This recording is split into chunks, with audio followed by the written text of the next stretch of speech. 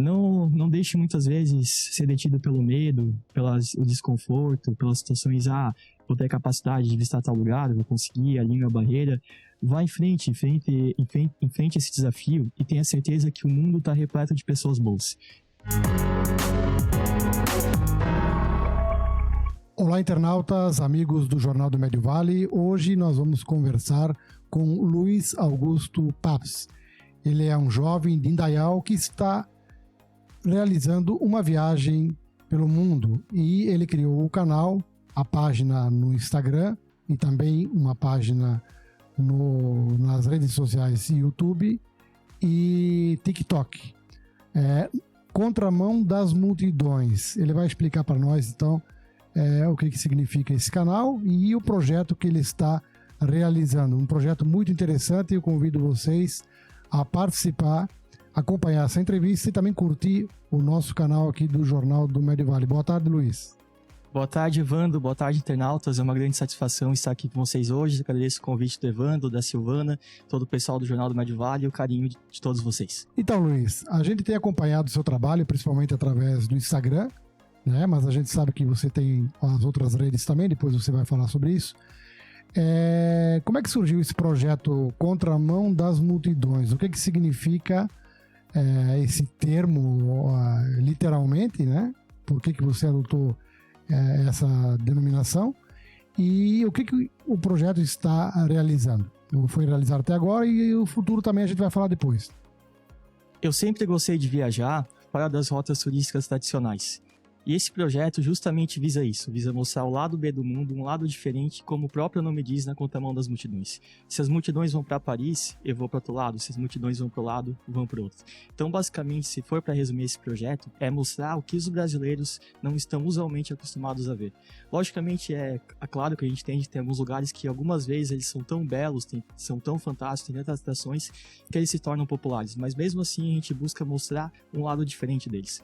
Como exemplo, eu posso dar, por exemplo, a Alemanha, Berlim, que embora Berlim tenha várias atrações turísticas, a gente começou a jornada em Berlim, mas justamente em Berlim a gente tentou mostrar o lado diferente de Berlim, que é muitas vezes pouco mostrado e exibido pela mídia. Então quer dizer assim, a pessoa vai a Berlim, tem vários pontos turísticos lá, coisas que todo mundo vai, mas você justamente foi ao contrário, foi naqueles locais que às vezes, como você falou, são locais de periferia, locais que não são visitados pela maioria das pessoas que fazem turismo na Europa, né? Ou pelo mundo em si, mas no caso aí da Alemanha. Então eu queria que você falasse o que você viu lá em Berlim de interessante que lhe chamou a atenção nestes locais que os turistas não vão. Exatamente. Berlim tem lugares belíssimos, turísticos, como o Portão de Brandeburgo, Checkpoint Charlie, Ilha dos Museus, mas justamente a ideia do projeto é visitar os lugares diferentes, lugares não mostrados pelas multidões. Em Berlim, o que eu destaco são os locais abandonados. Berlim e Evandro tem locais abandonados que são realmente verdadeiras relíquias. Por quê? Porque a União Soviética ela ficou muito tempo instalada nesses locais, na parte oriental de Berlim, e ela ocupou muitos quartéis. E até o período que ela ficou lá, 94, logicamente tiveram locais que ela saiu antes, mas o período que ela saiu definitivamente foi em 94. E desses locais ficaram as terraças. E eles guardam diversas relíquias, são mosaicos da época da União Soviética, são às vezes elementos arquitetônicos até da época anterior aos soviéticos. Por quê? Porque muitos desses quartéis foram utilizados na Alemanha pela Segunda Guerra Mundial e os soviéticos só pegaram, digamos, aperfeiçoaram um pouco para poder ser utilizados como suas instalações. Então, o que eu destaco em Berlim, na minha visão, né, no meu interesse, que são as verdadeiras relíquias do lado B, são esses locais abandonados, sejam quartéis, que existem em abundância ao redor da cidade, e também alguns locais como fábricas abandonadas, hospitais, mas eu faço a ressalva que os tempos áureos dessa exploração estão praticamente no fim, seja por causa do vandalismo, ou seja por causa de que muitos locais já foram transformados em complexos habitacionais para a moradia popular. Luiz, é interessante essa parte que você falou sobre Berlim. A gente sempre tem aqui na nossa região, nós temos uma descendência europeia e muitos alemães. Na verdade, se criou um vácuo na história, né? Porque acredito que na Alemanha pouco se falou sobre a guerra para as novas gerações. O que você sentiu lá nesse sentido? Eu senti nesse sentido que realmente é um assunto que eles ainda é um tema que eles se ressentem muito, uma situação que ainda eles eles, digamos, sentem uma dívida ainda com a humanidade, com a comunidade, com os judeus, com outras pessoas, mas de outra forma é uma situação que eles não querem esquecer, não como forma de exaltação, mas eles não querem esquecer para que isso não seja repetido. Então eu vejo um contínuo processo de educação, de exposição, de narrativa, de relatos do que verdadeiramente aconteceu, para que isso não repita. E é isso que muitas vezes eu busco retratar nos locais que eu vou. Eu posso às vezes mostrar uma situação, um símbolo da época, eu posso mostrar um símbolo do comunismo, uma situação, mas de forma alguma isso visa exaltação, visa somente o aprendizado, visa somente o conhecimento das pessoas para que os erros não se repitam no passado. Então eu vejo que essa principal lição de lá, que eu vejo que as pessoas jovens, não somente jovens, mas todas as pessoas que conviveram, tiveram alguma vivência com isso, seja nos livros, seja nos filmes ou presencialmente, nunca se esqueça do passado, sob pena de repetirmos os mesmos erros dos nossos antepassados. Além de Berlim, você também foi em outras cidades da Alemanha, né? Que fez parte desse roteiro e posteriormente foi também aos Balcãs, mas a gente vai falar da parte da Alemanha e tal. O que você sentiu lá na Alemanha? Eu senti na Alemanha, na verdade, o que eu sempre senti quando fui na Alemanha.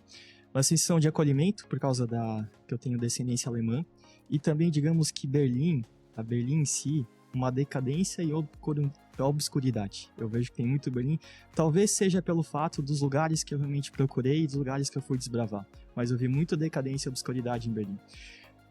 Eu fui em alguns quartéis, por exemplo, tem um quartel que foi da União Soviética, que nesse local ela abrigava mísseis que estavam posicionados para atingir as principais cidades da Europa, como Paris, como Lyon, como Vale do Rua, como Londres. E nesse local poderia ter surgido o fim da humanidade.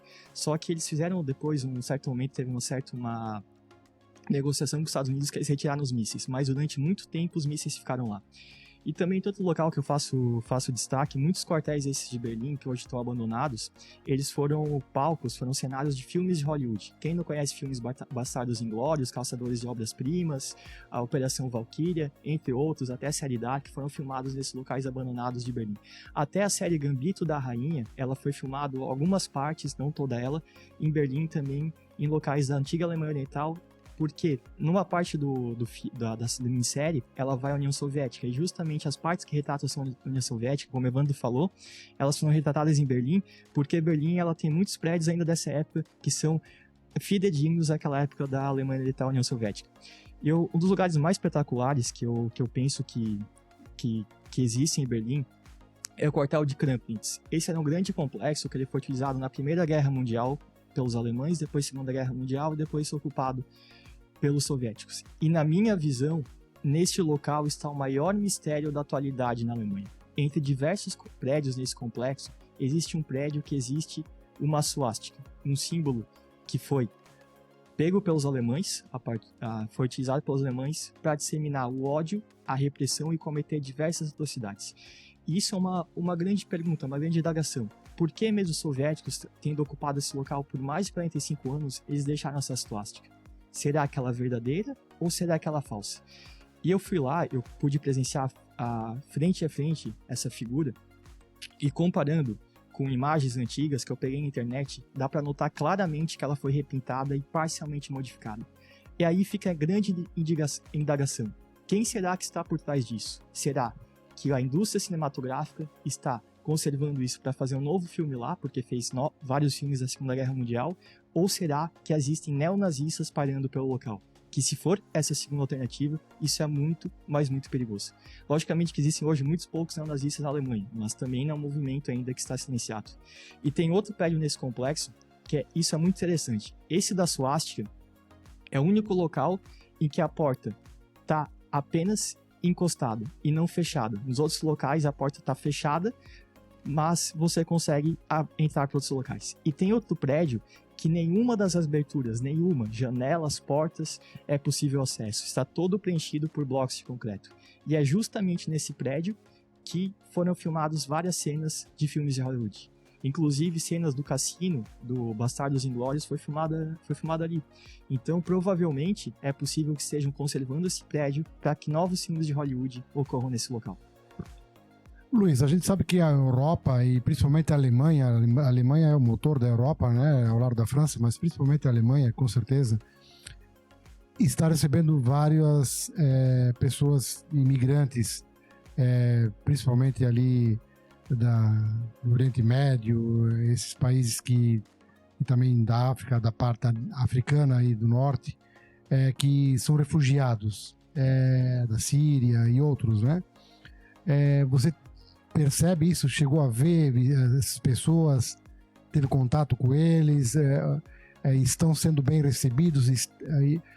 A gente ouve falar, por um lado, que isso está ajudando a ter mão de obra disponível, mas, por outro lado, traz a questão dos costumes. O que você viu a respeito disso? Eu vi nesse momento, eu vi agora, até por causa da guerra, uma grande leva de imigrantes ucranianos. Digamos assim, que em linhas gerais, não vou dizer todos os alemães, vou falar, se fosse para definir como os alemães recebem os imigrantes, recebem muito, mas muito bem. Como tudo começou, até vou fazer uma retrospectiva aqui. Começou na época dos turcos, começou na cidade... Mas só os ucranianos, na verdade, eles são europeus, né? Praticamente europeus. Então é diferente de receber um sírio de um europeu, né? Sim, exatamente. Tem uma diferença. Digamos que eles têm os costumes mais parecidos, a religião, às vezes, embora sejam ortodoxos, que são ortodoxos, tem a equivalência, mas sim. Em relação aos imigrantes, por exemplo, sírios, ou até mesmo a outros árabes, eu vejo que tem uma receptividade boa de maior parte dos alemães, mas o que aconteceu, digamos, que quando eles foram posicionados em algumas cidades na Saxônia e também na Sachsen-Anhalt, que agora não sei a tradução exata, alguma outra estado da Saxônia, ali afetou alguma resistência da população. Por quê? Porque foram colocados em cidades pequenas, que tinham, digamos, todo um modo de vida, e daí, de repente, chegou uma leva de pessoas que... é a mesma coisa colocar aqui, talvez, uma cidade com 5 mil habitantes, colocar 2.000 pessoas, não importa, talvez, a origem delas, mas importa que foi um fluxo de pessoas com costumes diferentes que impactaram totalmente diferente. Mas eu vejo que, em geral, os alemães, independente da raça, do credo, da origem, eles recebem muito, mas muito bem os imigrantes. Logicamente, tem pessoas que pensam o contrário, pensam que eles estão na Alemanha para sugar o sistema de seguridade social, estão para se aproveitar do Estado, mas em grande maioria, os alemães são muito, mas muito acolhedores em relação à imigração, até por causa do regime fascista da época. Então, digamos que muitos deles ainda sentem uma dívida, um perdão, então eles tomam todo o cuidado para que nenhum ato deles possa ser encarado como discriminatório, para que eles não sejam conceituados ou classificados como nazistas. Bom, Luiz, então você foi para a Alemanha, né, e depois você partiu ali para essa região dos Balcãs, né? Como é que foi a sequência? Você saiu da Alemanha, como é que foi para lá? Como é que chegasse até os Balcãs? Foi voando? Foi de carro, de trem? Como é que foi? Foram inicialmente 30 dias na Alemanha, foi Berlim e os arredores, eu fiz Halle, Eisenhüttenstadt, que são cidades típicas da antiga Alemanha Oriental, são cidades que você ainda vê aqueles blocos gigantescos de apartamentos habitacionais da época da União Soviética. E partindo de Berlim, eu peguei um voo até Banja Luka, na Bósnia. Por que o voo? Porque, comparando com o Brasil, como muitos viajantes sabem, as passagens aéreas lá são muito, mas muito baratas. E porque Banja Luka era uma cidade que eu tinha grande interesse em conhecer na Bósnia-Herzegovina, porque a Bósnia-Herzegovina é dividida em duas repúblicas autônomas. Uma, a Bósnia-Herzegovina em si, e a outra, a Federação Chespa. E Banja Luka, capital da Federação Chespa. Daí eu fiz Banja Luka, daí depois fui a Sarajevo, várias cidades relacionadas à guerra da Bósnia, ao genocídio que teve também na Bósnia, depois Montenegro, depois Albânia, depois Kosovo. Até vou aproveitar e contar alguns relatos da Bósnia, que na minha visão são deveras interessantes. A Bósnia-Herzegovina, pra gente, penso que para brasileiros é uma situação bem singular e diferente. Ela é um país, mas é dividido em duas repúblicas autônomas, a Federação da Bósnia e a República Chespa. Elas têm ampla autonomia e na República Chespa é composta majoritariamente por sérvios. Eles vivem na Bósnia, têm passaporte bósnio, mas eles se sentem sérvios, falam sérvio e torcem pro time da Sérvia. Isso é uma coisa que para mim chama muita atenção e foi totalmente diferente. E até uma situação que se falava muito na mídia, Evandro, é que possivelmente a próxima guerra na Europa que eclodiria seria nos Balcãs, e seria uma guerra entre a Sérvia e a Bósnia vinculada aos Estados Unidos, protegida pelos Estados Unidos, e a Sérvia com o apoio da Rússia.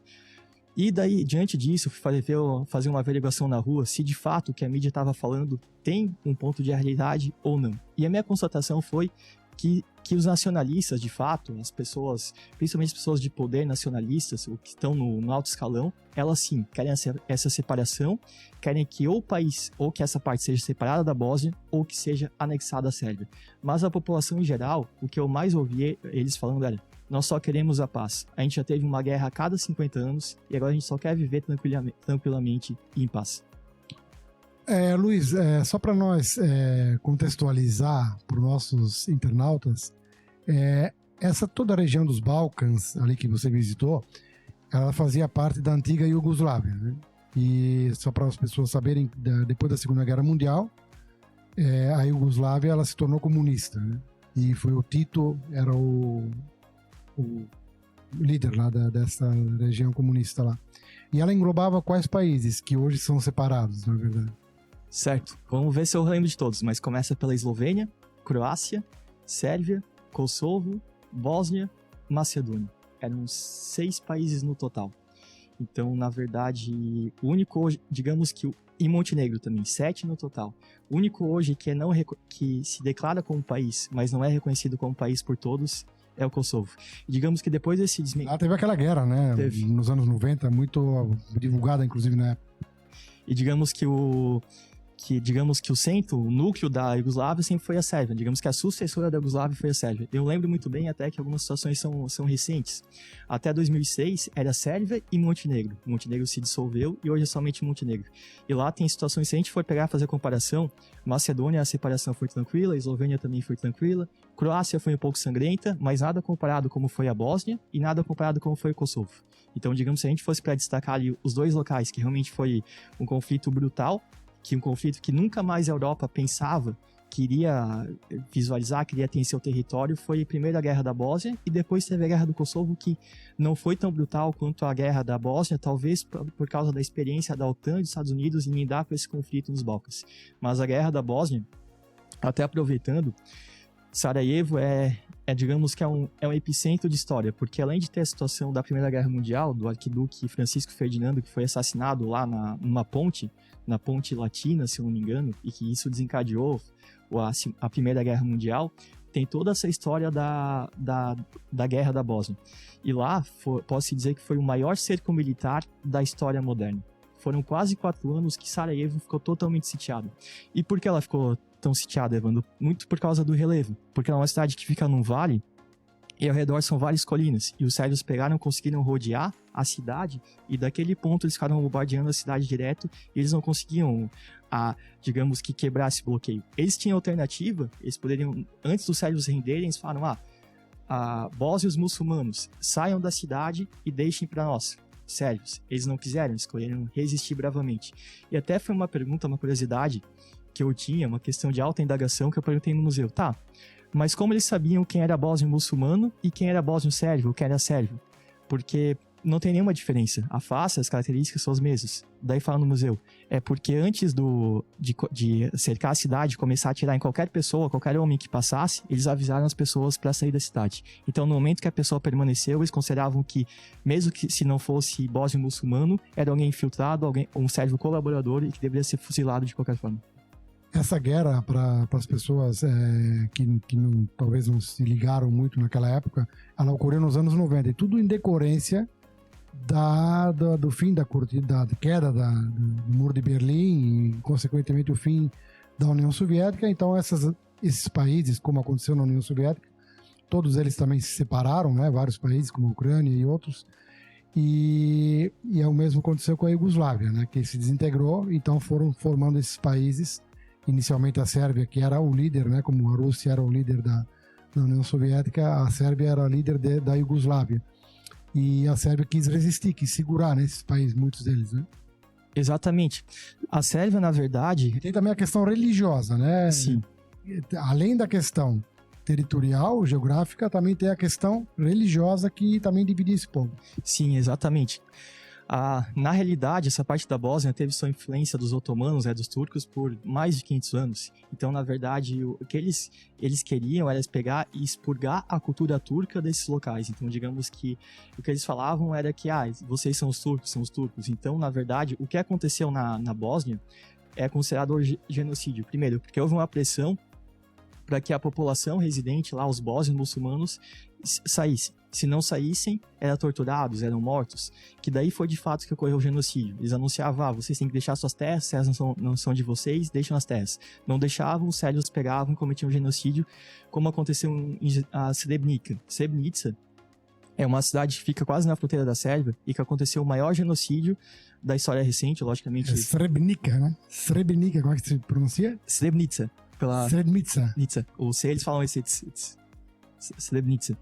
E lá morreram cerca de 8 mil pessoas e é uma situação assim totalmente aterrorizante porque eles não sabem o número exato. O que me chocou muito é cerca de 8 mil, mas pode ser mais.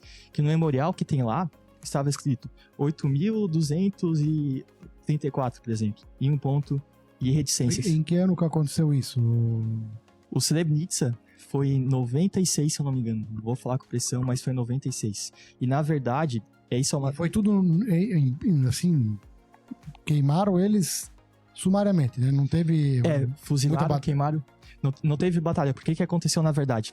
Na época que estava ocorrendo a guerra, a ONU designou algumas partes da Bósnia como seguras, como enclaves seguros para os muçulmanos. Isso gerou um alto fluxo de muçulmanos para essas regiões. Ou seja, os muçulmanos que estavam muçulmanos encurralados em outras partes da Bósnia e Herzegovina, vieram para Srebrenica e para outras áreas que a ONU classificou como seguras. E daí eles pensaram, a gente está seguro aqui, vamos ficar aqui. E a ONU colocou peacekeepers holandeses. Não foi somente peacekeepers, porque estavam armados. Eles deveriam pegar e assegurar o bem-estar da população, garantir que estivessem seguros os sérvios. Só que daí eles estavam um número muito baixo. Talvez era coisa de 1.000 pessoas. Quando os sérvios começaram a invadir a cidade, mesmo que eles desertaram, foram embora, a população chegava desesperada nessas bases da OTAN, ninguém fazia nada, e daí as pessoas começaram a tentar fugir da cidade, e daí que os sérvios vinham e fuzilavam ou queimavam e tal, e enterravam em valas comuns, às vezes nem enterravam, e até hoje em dia acham ainda restos de pessoas. Hoje não acharam tanto, hoje não acham mais tanto porque muito foi encontrado, mas se eu não me engano até 2014, 2015 muitas pessoas não tinham sido identificadas. Daí a União Europeia ela fez um projeto, financiou para que começasse a encontrar os restos mortais de cada pessoa. E hoje lá tem um memorial relativo a essa questão. Mas digamos que o mais irônico que talvez exista em tudo isso, e o mais triste, que hoje essa região é majoritariamente sérvia. Por quê? Houve totalmente uma limpeza étnica. Era a região de bósnios muçulmanos, os sérvios conseguiram limpar e fazer uma limpeza étnica, e hoje são maioria. E nessa cidade, foi uma das situações mais tensas que aconteceu nessa jornada. Até vou falar em primeira mão aqui, uma coisa que nem meus pais sabem. Eu sempre saía com o passaporte junto comigo, todos os locais que eu ia, em todas as viagens. E teve uma vez que eu, a partir do Líbano, eu conheci um francês e tal, ele começava a deixar no hostel, eu pensei, vou começar a deixar meu passaporte no hostel, levo só foto no celular. E daí eu tava na cidade de Srebrenica, que ainda é um local um pouco tenso, ainda mais que eles são sérvios, são ligados com a Rússia, e tinha uma foto bem grande do Putin no local. Eu pensei, vou tirar uma foto, fazer uma filmagem contando, porque isso não deixa de ser curioso. Daí foi a deixa que a polícia de lá precisava para me abordar. Daí me abordaram pedindo o passaporte, e justamente eu tava sem o passaporte. E daí pensa, todo tipo de suspeita pode ser levantada pela polícia. Um cara aqui num lugar, quem que vem para esse lugar? O cara sem passaporte, é um espião, tirou foto do Putin, olha como tá a situação na Europa. E daí começaram a fazer perguntas, onde tá teu passaporte? Porque você deixou lá, tal e tal. E eu com muito jeitinho falando, conversando, tal e tal. Até que, daí eu peguei meu celular, mostrei minha carteira de habilitação, não falei nada, pra eles acharem que era o passaporte. Mostrei, daí meio de certo eles pensaram, é só um cara normal aí que tá passeando e deixaram ir. Mas essa foi uma das situações bem tensas que o clique do Putin quase gerou um grande problema que em regra, muito facilmente poderia ter ficado detido lá por eles não saberem a minha identificação, não saberem quem eu era, ainda mais numa região ali que tem uma história totalmente conturbada. E essas pessoas, você falou da questão da segurança, que foi bem tratado, inclusive em vários locais que você foi e tal. O povo, em geral, recebe bem o turista, embora não sejam regiões, como você falou, contramão das multidões, não sejam pontos muito visitados, mas na questão de receptividade das pessoas que vêm lá, são bem recebidos. Também queria que você falasse um pouquinho sobre os custos de uma viagem dessa, lá nesses locais, é mais caro, mais barato? O turista que vai para lá, ele vai se deparar com que tipo de recepção?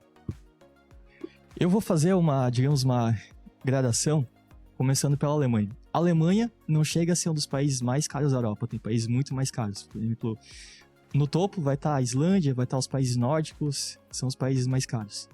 Tô falando no geral, né? Logicamente tem lugares que no Brasil tem lugares, países mais baratos, mais caros, mas em linhas gerais. Países nórdicos, Islândia, mais caro. Daí pega uma França, pega uma Espanha, pega um pouco disso, vou dizer, países nórdicos, Suíça, França, Espanha, Itália, é o terceiro plano. Daí a Alemanha vem no quarto, que você consegue... é caro, mas não é tão caro. Por exemplo, digamos que a minha viagem é um custo econômico. Não é tão econômico, poder economizar mais ainda na minha visão, mas é muito longe de luxo, muito longe de qualquer privacidade. Então, num hostel, na Alemanha, em torno de uns 20, 22 euros a diária, e alimentação você pode falar uns 15, 20 euros por dia. Nos países periféricos, é muito mais barato. Pega uma Albânia, por exemplo, a Albânia é o terceiro país mais pobre da Europa. Mas olha o paralelo, olha o antagonismo. Embora seja tão pobre, o Brasil seja tão rico, o salário mínimo na Albânia é maior do que no Brasil. Na Albânia é cerca de $345. Se converter o nosso salário mínimo em dólares, o nosso salário mínimo é muito abaixo da Albânia. Lá você vai pagar 10, 8 euros a hospedagem, na Bósnia também, no Kosovo também, Montenegro é um pouco acima. O que eu falo? Na Europa, os países periféricos são baratos, são muitas vezes muito mais baratos do que eu viajar no Brasil, dentro do Brasil, ou viajar para locais da América do Sul. E a alimentação, em torno de 10 euros, 8 euros por dia. Em relação à receptividade, isso é realmente um dos motivos que eu gosto tanto de viajar para esses locais, que na minha visão ainda são autênticos, que ainda são as pessoas ainda vivem a vida cotidiana delas, sem se importar tanto com o turismo, sem, digamos, fabricar nada para o turismo. Lá realmente que as pessoas lhe tratam bem, que convidam para jantar com elas, para conversar, que são curiosas, que fazem às vezes corrida de táxi de graça. Eu digo que a melhor experiência que qualquer pessoa pode fazer, na minha visão, em relação à viagem, é viajar para esses locais diferentes, esses locais pouco conhecidos, pouco visitados, porque muitas vezes as pessoas vão te receber de uma forma tão calorosa, tão feliz, como se você estivesse fazendo um favor para elas. Então eu vejo que muitas vezes essas viagens, o que é mais relevante às experiências, eu não contei até agora, mas também é uma situação, às vezes o que fica na memória não é aquele monumento, não é aquele memorial, não é aquele lugar abandonado, são as experiências com as pessoas, a maneira que as pessoas se tratam. Logicamente que em todo lugar do mundo tem pessoas grosseiras, tem pessoas que não são felizes com a vida, mas a grande maioria são pessoas bondosas, são pessoas boas querendo lhe ajudar, e na minha visão, a maior concentração dessas pessoas estão nos países periféricos. Na Europa, digamos que, na minha visão, os Balcãs são pessoas muito acolhedoras. Eu destaco, para falar todos os Balcãs, vou destacar o Kosovo, que são albaneses, a maioria é albanês, mas são mais calorosos que os albaneses. Mas depois da Europa eu vejo o Oriente Médio. Nessa jornada eu não fui, mas digamos você pega Irã, pega Iraque, pega uma Síria, pega um Kurdistão, que não é país, mas dá pra dizer que é um território. Ali as pessoas são extremamente calorosas, experiência de corrida de táxi de graça, supermercado de graça, de perguntar na rua uma informação, a pessoa de levar até lá, de dar carona, de querer lhe ajudar de todo modo, perguntar se você tá bem. Então várias demonstrações de carinho no lado B do mundo. Em relação à comunicação, é sempre interessante porque eu sei que você fala inglês, né? Mas as pessoas nesses países às vezes não falam inglês, né? Então, na Alemanha, não sei se você fala alemão. Você fala alemão, então é mais fácil. Na Alemanha também se fala bastante o inglês. Mas nesses países mais periféricos, né? Talvez não seja, a comunicação é mais complicada. Eu queria que você falasse sobre isso. Como é que foi a sua comunicação nesses países, principalmente na Bósnia e outros aí? É uma situação que me surpreendeu bastante. Eu já havia visitado Bósnia, Albânia, Kosovo, mas me surpreendeu que eu notei mais pessoas falando inglês. Há muita pouca dificuldade de comunicação, a maioria dos lugares as pessoas não falam inglês. E mesmo nos lugares que elas não falavam inglês, logicamente, não vou dizer, a maioria da população fala inglês, talvez uns 10, 15, 20%. Mas sempre achava alguém que falava inglês. E quando não achavam, pessoas muito solistas, pessoas que pegavam, olha, pega meu celular para usar o tradutor, usava do meu celular, pessoas calmas, pessoas pacientes. O que eu vejo, assim, digamos, eu pela minha experiência, algumas pessoas falam assim, não vou viajar para tal lugar com medo da língua, não vou viajar para tal lugar com medo da comunicação. Eu vejo que isso não deve ser impeditivo para vocês. Tem lugares que eu viajo que eu falando inglês e alemão não resolve nada, não falo a língua local deles. Mas você tendo paciência, você tendo boa vontade, você vai encontrar muitas pessoas com boa vontade.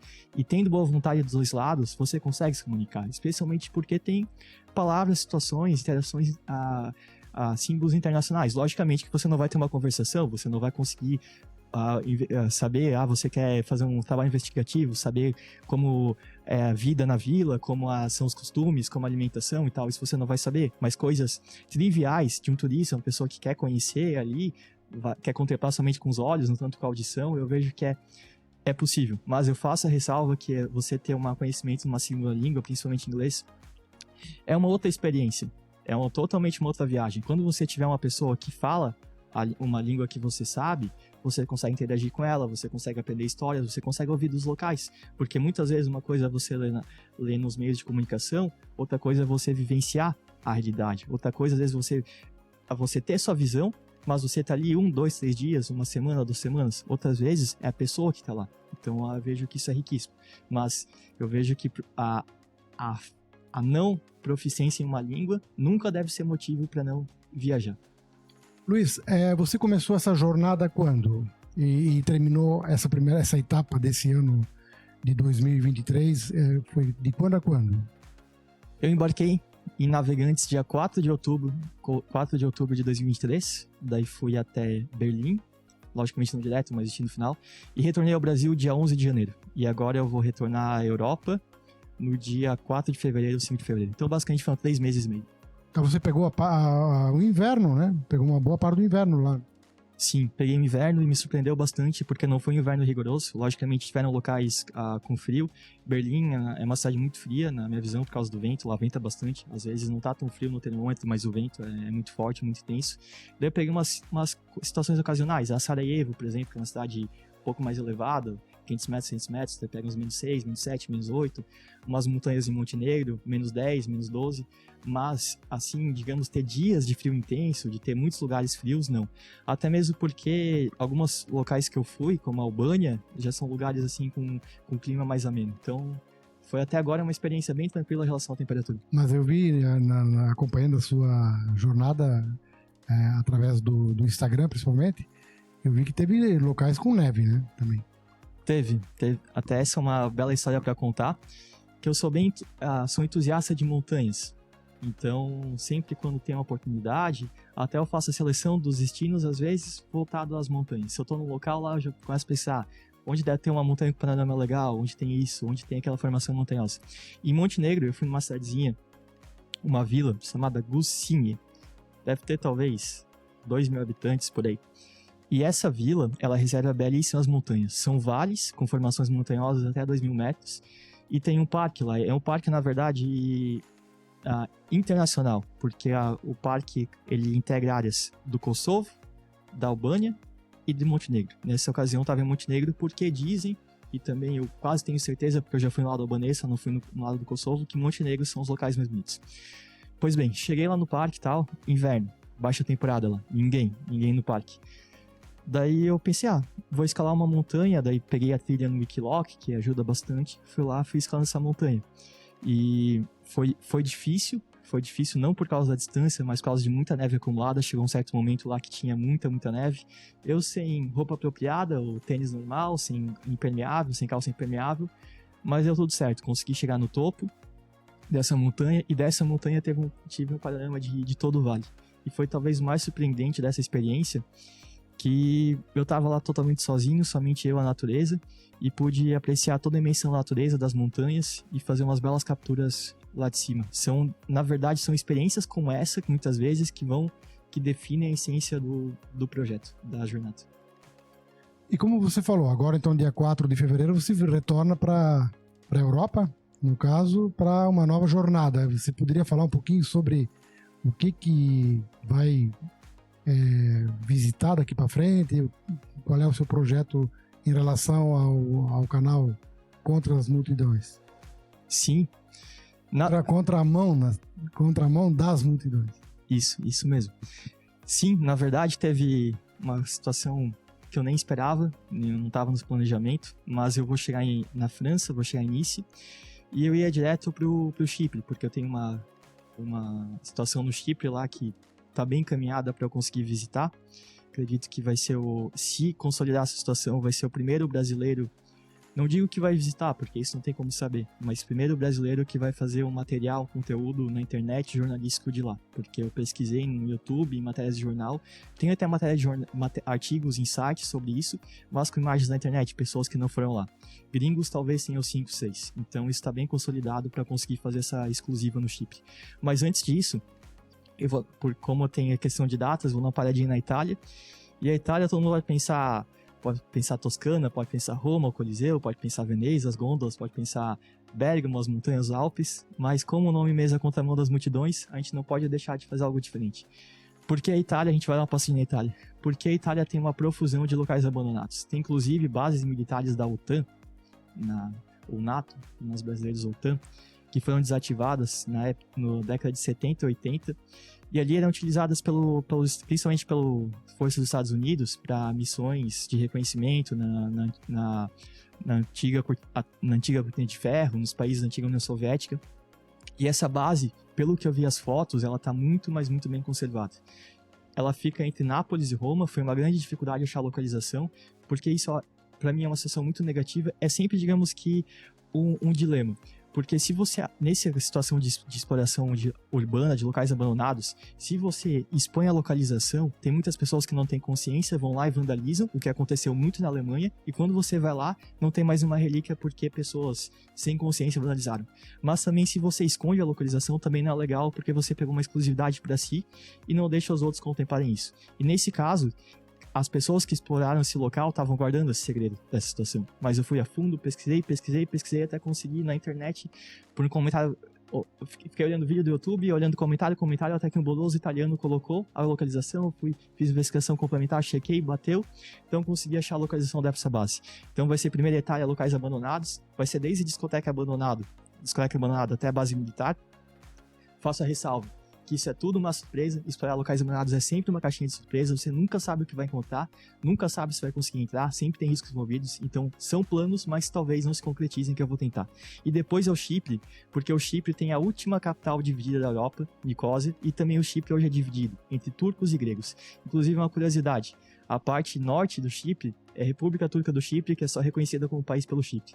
E para evitar conflitos adicionais, fizeram uma buffer zone, uma zona de amortecimento que é guardada pela ONU Peacekeepers, e se tudo der certo, está bem consolidado, eu vou visitar essa área com exclusividade, e depois do Chipre, talvez 10, 15 dias lá, vou voltar para os Balcãs, fazer a Macedônia, fazer uma parte da Grécia que poucos conhecem, todo mundo remete a Grécia, as ilhas gregas, remete a Atenas, remete a Santorini, mas eu vou mostrar um lado da Grécia que é belíssimo, pouco conhecido, e depois Bulgária, e depois Romênia, Moldávia, e se der, isso é pouco, a gente dá com a situação, dá uma olhadinha na Ucrânia como está a situação e mostrar para vocês.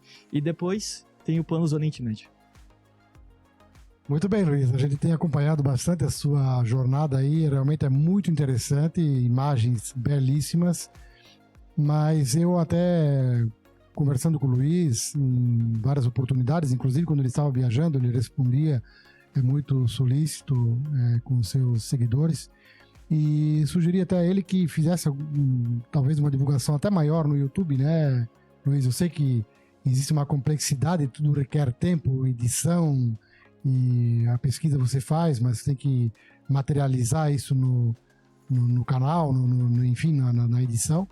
É tudo mais complexo, mas realmente é um material histórico muito interessante que eu te sugeriria, se você pudesse, talvez até fazer uma parceria para poder realmente colocar, porque além de ser um trabalho que você está fazendo e que tem um enriquecimento muito pessoal para você, mas ele pode ser compartilhado realmente de uma forma mais ampla. Sim, antes de mais nada eu quero agradecer, já fiz agradecimento nisso, mas quero agradecer o apoio de todas as pessoas que me acompanham nesse projeto. Sem vocês, esse projeto não seria nada, inclusive incentivo de locais, negócios locais, mídia local, como Evanda, Silvana, pessoas sempre estão acompanhando, incentivando. Isso vocês não fazem ideia como é importante pra gente que tá nessa... A gente tá sozinho pelo mundo, a gente é eu e eu, não tem mais ninguém fazendo, a ideia é tudo de uma pessoa, a criação de uma pessoa, a edição de uma pessoa, e logicamente tem dias assim, tem dias ótimos, tem dias ruins, porque viajar pelo mundo, fazer uma viagem até mesmo de férias não são somente mil maravilhas, mas esse apoio de incentivo, pessoas como Evandro e a Silvana são realmente muito importantes e eu fico muito grato. Em relação ao YouTube, sim, eu penso que é um ótimo canal, uma ótima forma de aprimorar as situações que eu mostro, mas eu tô tendo realmente algumas dificuldades de tempo, porque eu ainda mantenho meu emprego no Brasil, então eu trabalho remoto, mas um dos projetos nessa segunda etapa é conseguir conciliar essas situações. E até agradeço o incentivo e a sugestão do Evandro em relação à situação. E também no que concerne a situação do acompanhamento do canal, hoje o meu forte é Instagram, TikTok. O forte acaba sendo mais os Reels. Eu gosto muito, mas muito de fotografar. Mas eu posso dizer que a minha galeria de celular hoje em dia, que eu faço tudo com o celular, a não ser as marginais são drones, está lotada de vídeos e muitas poucas fotos. Então hoje, basicamente, o que seria meu conteúdo, se fosse para descrever? Basicamente, sempre vou tentar dar uma pitada histórica, contar um enredo, uma historinha por trás e mostrar as imagens contextualizando. Vão ser rios, eu vou pegar, talvez, dizer os elementos, vão ser a paisagens naturais, vão ser situações ligadas ao comunismo. Eu não sou comunista, só para ressaltar, mas eu tenho interesse nessa situação, embora seja totalmente capitalista. Também situações locais abandonados, situações relativas à guerra, então situações arquitetônicas, como exemplo, um monumento que eu vou contar a história, um complexo relativo à Segunda Guerra Mundial, ou uma cidade, a última cidade dividida da Europa, uma cidade dividida entre sérvios e albaneses, ou uma cidade que ocorreu um massacre. Vai sempre tentar ter uma pitada histórica, ter uma rememoração, mas mostrando atualmente. E podem acompanhar no TikTok e no Instagram por meio do perfil Contramão das Multidões. Mas então, para concluir, eu queria agradecer a sua presença aqui. Você nos atendeu de pronto já quando a gente convidou, e recomendar, pessoal, realmente vale a pena acompanhar esse canal do Luiz Augusto Paps, ele que é de Indaial, um jovem, que idade tem? 29 anos, e está realizando esse trabalho realmente de percorrer vários países e mostrar um pouco o outro lado da questão que não é tão turística. E que é muito interessante, realmente, quem sabe mais pessoas vão se inspirar em conhecer os países aí, ou até o próprio Brasil também, que tem muitas regiões e cidades que não são roteiros turísticos tradicionais, mas que tem muito a mostrar. Então eu quero parabenizar o Luiz e convidar vocês, pessoal, a acompanharem ele através do Instagram e do TikTok, é Contramão das Multidões. Contramão das Multidões. Chama lá e você pode seguir ele. Já vai ter o conteúdo lá também gravado, que ele sempre está postando, e todos eles estão lá à disposição. E vocês podem realmente continuar depois já sendo notificados dos novos conteúdos que ele vai criar a partir de fevereiro. Seria isso, né, Luiz? Eu queria deixar também o microfone à sua disposição para considerações finais e, se quiser mais uma vez convidar as pessoas a participar do seu canal, ou alguma coisa que lhe chamou a atenção que você gostaria de colocar ainda para concluir a nossa entrevista. Muito obrigado, Evandro, obrigado pelo convite, obrigado a toda a equipe do Jornal Médio Vale, que me atenderam muito bem, me acolheram muito bem. E eu gostaria apenas de passar, talvez, uma mensagem para as pessoas, principalmente em razão da minha experiência nessa jornada, também de outras. Não deixe muitas vezes ser detido pelo medo, o desconforto, pelas situações, vou ter capacidade de visitar tal lugar, vou conseguir, a língua é a barreira. Vá em frente esse desafio e tenha certeza que o mundo está repleto de pessoas boas. Muitas vezes eu estava em situações que eu não sabia o que fazer, em situações talvez encurralado, e muitas pessoas me ajudaram. Digamos que o mundo está repleto de anjos da guarda, de pessoas ali que você nem imaginava a existência e nem imaginava que elas poderiam lhe ajudar. Então, sempre vai ter uma mão amiga, independente do lugar do mundo, alguém solícito para lhe ajudar no que for necessário naquele momento. Um abraço a todos e muito obrigado.